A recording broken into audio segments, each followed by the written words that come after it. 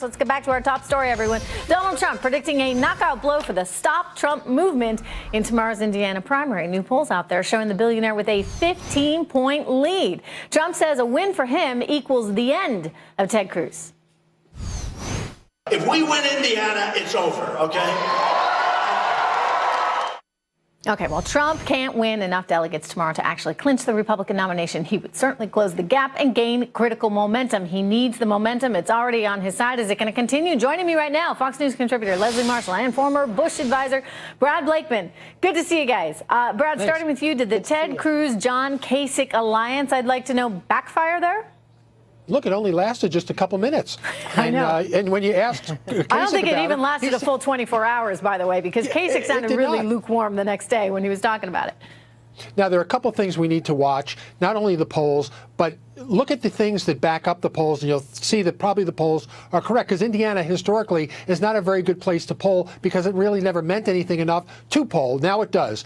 Look at the crowd sizes between what Cruz is getting and Trump is getting. Look at the surrogates who Cruz has out. Not even Carly Fiorina is getting the kind of crowds that Trump is getting. And you would think that the enthusiasm would be with Trump because he named the nominee. So there are a lot of factors you can look at other than the raw numbers that will tell you that it's more likely than not that Trump will win tomorrow and probably win big. So, Leslie, if he wins tomorrow and he wins big, what does it mean going forward? Do you think he is the effective nominee? Should Ted Cruz get out? I've thought he was the effective nominee for some time, but I don't think it stops. I don't think it stops the campaign by Cruz and Kasich together, obviously, to try and block Donald Trump from getting the magic number. Like you said, Trish, tomorrow doesn't get him to that magic number. And even though he will be like 80% of the way there, it's still not 100%. It is a 50-state race. And I'm going to bet that after tomorrow, Trump is going to win, and then Ted Cruz will start to pick his cabinet members. You know, I thought the same thing. I'm waiting for the labor secretary because, you know, might as well get that done before the end of the week. Let's take a look here. There's some video that just came into us of Ted Cruz a short time ago there in Indiana. He somehow wandered into a group of Trump supporters and seems to be trying to talk them into voting for him. Watch. Okay, stop. What word did I say was a lie? About Donald telling people to punch people. Okay, let me ask you, sir. Just go home and Google Donald punch in the face protesters. And at his rallies, look, this is on national television. You can watch the facts of him standing at the podium saying, punch that guy in the face. I mean, and in fact, he says I'll pay your legal fees when you punch him in the face. It's a little awkward to see him trying to get them over to his side as they stand there with the Trump sign. They didn't even take the Trump signs down, by the way, Brad. But what do you think about this? I mean, Cruz trying to say that Trump is the one inciting violence and that his supporters should consider that when they go to the voting booths. Well, is that an argument that's going to win? No. If you're talking about Trump and not talking positively about yourself, then the handwriting's on the wall. Cruz does not have the kind of accoutrements in power and prestige that Trump brings to the table in these states. He sucks the oxygen out of the room.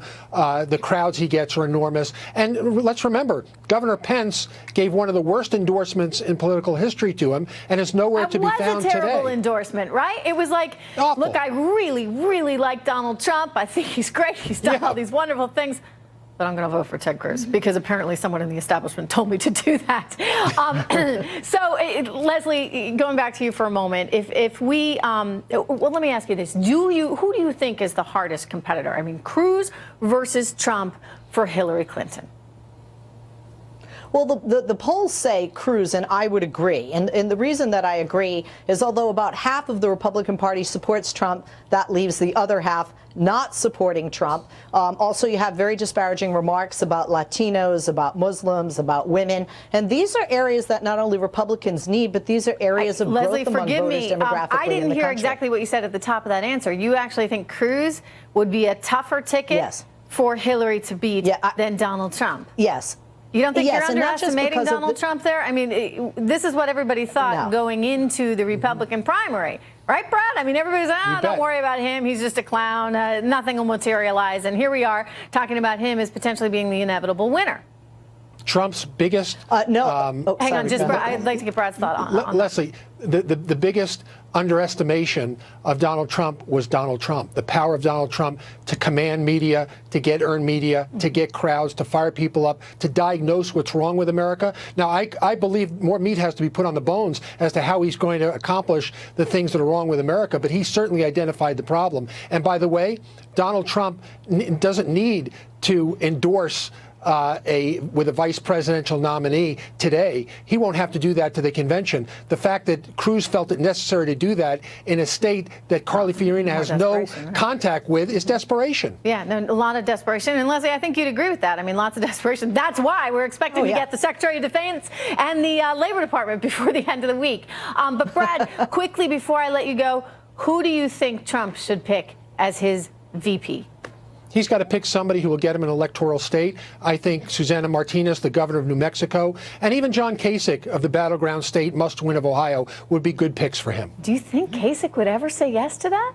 I do. Politics makes strange bedfellows. All right, well, we're watching. Thank you so much.